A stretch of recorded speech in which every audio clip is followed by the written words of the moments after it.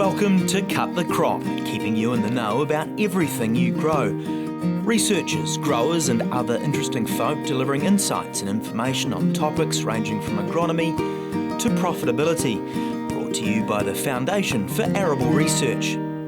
Hello and welcome. My name's Alison Stewart, and today I'm going to be talking to Erica Callaghan. Welcome, Erica. Thanks, Alison. And you'll remember before Christmas, we had a podcast where we talked to Anna Heslop. We talked about the Growers Leading Change programme. We talked about the fact that we'd got funding and all the things that we were planning to do. Well, now we're going to talk to Erica about some of the things that we've actually done, which is great because it means that we're making progress. So, Erica, I guess for those listeners who haven't heard the first podcast, it's probably a good idea just to recap and say, well, what is Growers Leading Change and why is FAR investing in this and appointing you and your colleagues to help us with this programme? Okay, great. So Growers Leading Change is a program that's all about connecting our growers and the challenges that they're facing on the farm with the knowledge and information research that's out there in the industry already, and also understanding where more information might be needed. So we have got a team across the country, so myself coordinating the program and also facilitating in the top half of the South Island, and we've also got a team member based in Southland, in the Manawatu, and then also up in the Northland region as well. So the team spread across the country in all of the areas that we've got growers, being able to connect them to not only the research that FAR has been doing, but also research and expertise across the whole arable industry. So we can support growers on whatever topics and challenges that they're facing in their businesses at the moment. And so the key thing, of course, is that it's growers deciding what growers would like as opposed to FAR pushing sort of information out. So how do you capture, what the growers want? Yeah, so there's quite a few different ways we've been going about it.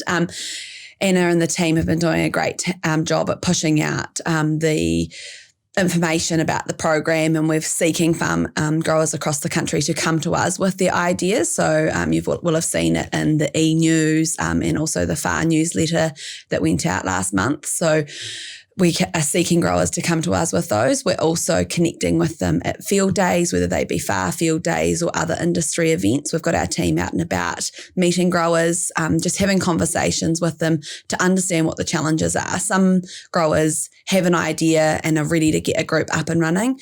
Others, it's from a conversation that we're having with them that they're then realising it's not just a challenge for their business, it's a challenge within the sector. And we want to pull together groups, 8 to 10 farmers, to be able to form discussion and pull together resources to help them through those. So we did our first little bit of a invitations, expressions of interest. Yeah.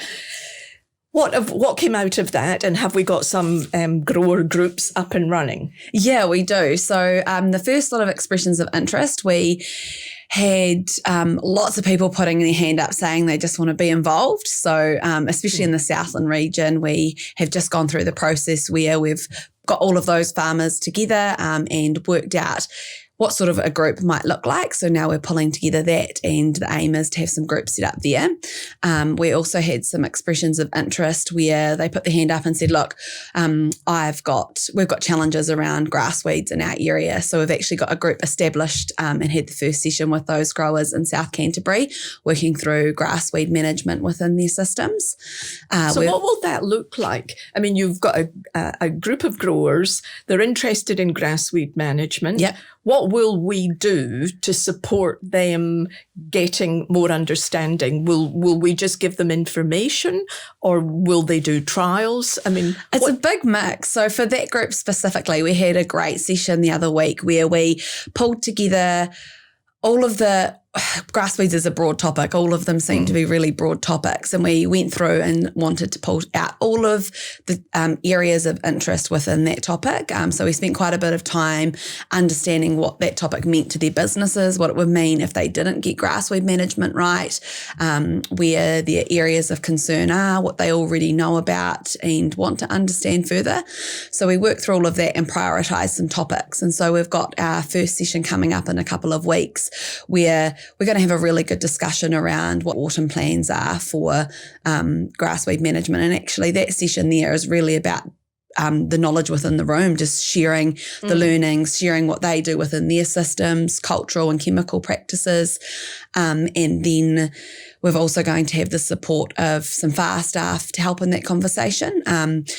We worked through in that session as well what we wanted to achieve over 3 years. And so the long-term outcome from that, what the growers wanted as a resource or for them to feel good about the decisions, was essentially a handbook. So we're going to develop the conversations and pull that all together to have a handbook at the end that can help them in their decisions around grassweed management. That handbook then is available to all other growers. Yeah. And so that initial sort of grower group is actually doing something that's going to benefit the whole industry. Yeah. Pulling together multiple resources into one handy tool that will help them when they're out there making their on-farm decision.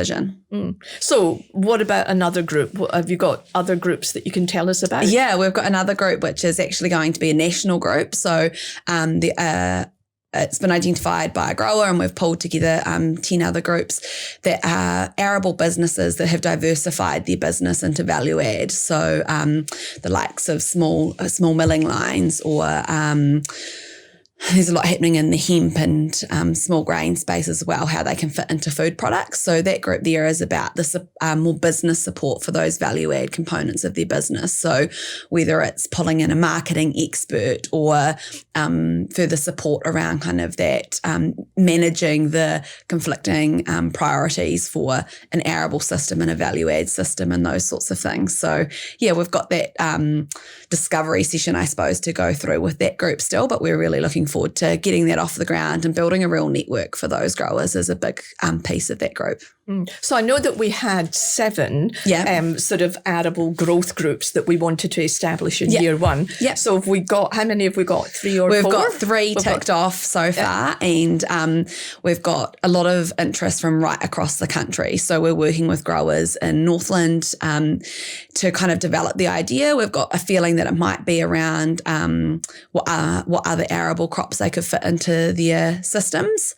There's been an idea around that, and then also obviously there's lots of work happening around, or conversation happening around crop establishment as well within maize. So a couple of ideas we can play with there, but we really want to kind of talk to any growers that are interested in being involved right across the country, but especially kind of outside of our Canterbury regions. We engage a lot with our growers there, but there's plenty we can help across the country. And this is always the situation in the sense when we start a new initiative, our mid-Canterbury and South Canterbury growers put their hands up straight away and go, we want to be part of it. And we don't want to say no to them, but on the other hand, one of the criticisms that we get is that we don't add value to growers, in the other regions.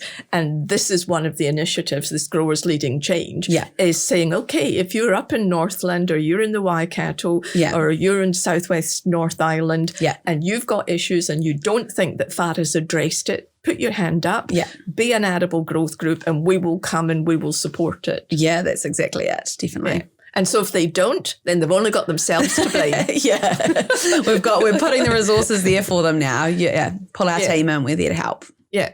So let's talk about the Pathfinder farms, because that is a completely different thing. Yes. And we haven't yet sort of set any of those up. Yeah. So talk through the rationale for what we're trying to achieve with that.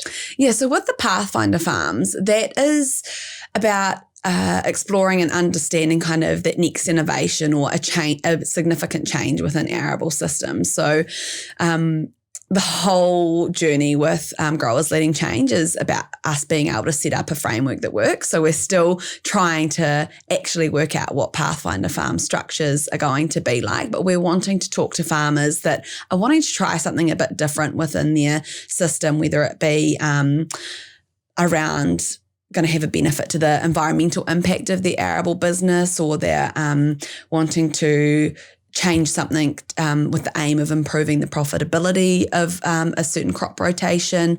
We want to build a relationship with them, so it would be kind of a longer term journey with them, so working with them over the next 3 to 5 years to understand what the impact of that change is going to be on their whole system, so that then again we can help take that experiment, I suppose, to the rest of the sector. Yeah. So the idea is that these people put their hand up and say, actually, I'd like to try something a bit different. Yeah. We support them to achieve that. Yeah. And then they become the exemplar to show other growers that it can be achieved and to encourage them to make similar changes. Yeah. And with the support of FAR staff and industry, we can pull together so that there is trials or measurements in place and a bit of a structure as to how we make that happen. Yeah. And so when are we planning to go out and seek expressions of interest for that? Or is that something that is going to require a bit longer discussion? It's a bit of a longer discussion. So over the life of the project, we want to get 4 farms on board across the country. And we're working to identify those first 2 farms between now and September, so that then we kind of get things up and running next year. So yeah, we're having conversations. A few farmers have actually already kind of said, look, keen to have a chat and understand this more, which is really great to hear that, they're picking up on those pieces and the comms already. So yeah, we're understanding what it means for us as we kind of work through that with the farmers. Yeah. So, I mean, have you had any roadblocks along the way? You know, I mean, what have been your biggest challenges to date? COVID. Well, yeah. Aside from that, it's been really interesting for me getting to understand arable farming more across New Zealand. I've grown up in Mid-Canterbury on an arable farm here, and it's been a sector I've followed right the way through my career and really passionate about, but it's really interesting to me just to see how diverse our systems are across the country, and working with those unique situations and how each region and sector or region wants to work together. So yeah, that's been really interesting for me. I wouldn't say it's a roadblock, but it's definitely about us being able to set up a structure that works for the growers in that region. Yeah. And I mean, I think that's a key thing about, arable cropping is that, arable cropping in Canterbury is not the same as arable cropping, in the Hawke's Bay. No. And one size doesn't fit all. No, definitely. And that's why we've got to have this flexibility, and that's why we've got to be out in the regions and doing stuff that's more regionally specific, as well as a lot of the national stuff that we're doing. Yeah. So this is a 3-year programme funded by MPI through the S2E7. Yes. But the reality is that if it's successful, we do see this as a major component of FAR's knowledge exchange extension framework. Yeah. And I mean, I guess, can you imagine what an expanded, rolled out Growers Leading Change program might look like? Like if you put yourself 5 years down the track, what do you imagine it's going to look like?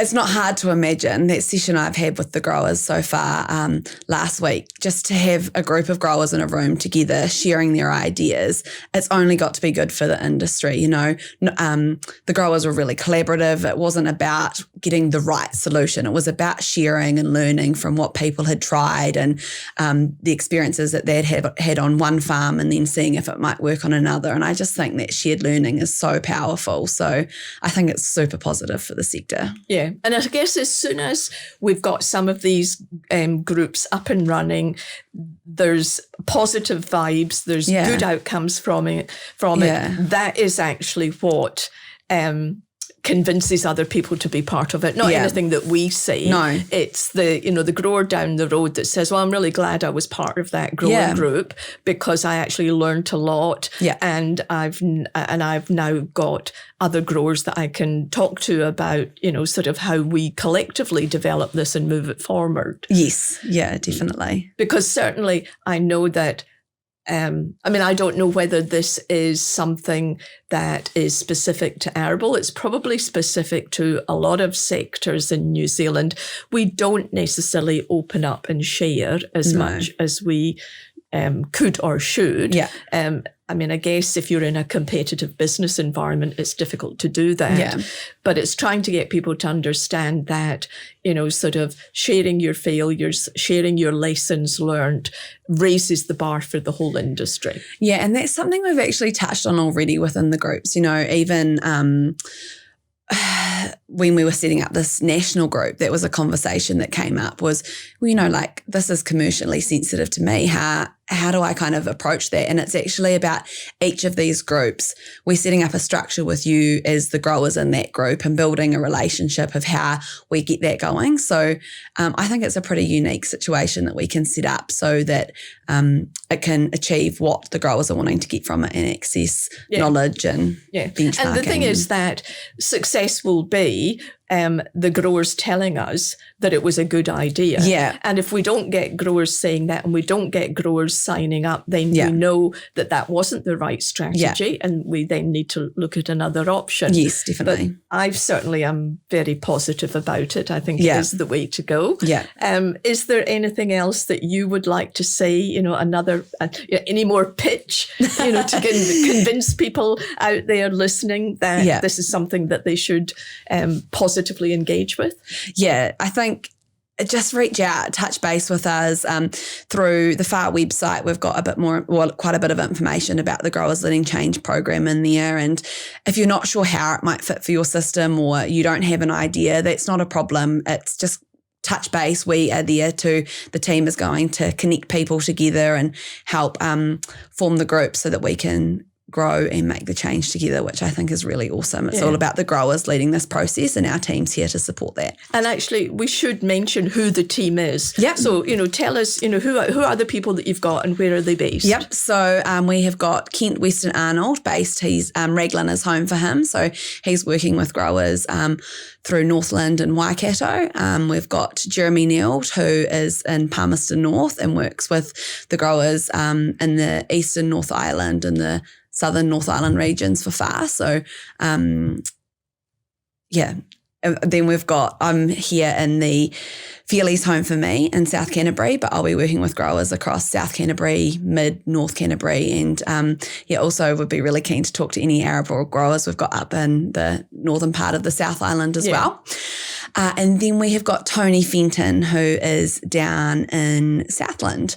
So he'll be working with the Southland and Otago growers. So, a great spread across the country and a team that's got a massive mix of experience amongst us as well, from arable to international projects within dairy to environmental compliance, MAF advisory and those sorts of things as well. So, we've got a really cool team. Excellent. Thank you very much, Erica. No worries. And I'm sure that in maybe a year's time, we'll have you back to talk about more of the things that we've achieved in this. Yeah, definitely. Thanks, Great. Alison. Okay, thanks. And thank you, listeners, and have a great day on the farm. Thanks for tuning in to Cut the Crop, presented to you by FAR. If you'd like to know more about any of the topics discussed or have any suggestions for future topics, go to www.cutthecrop.co.nz.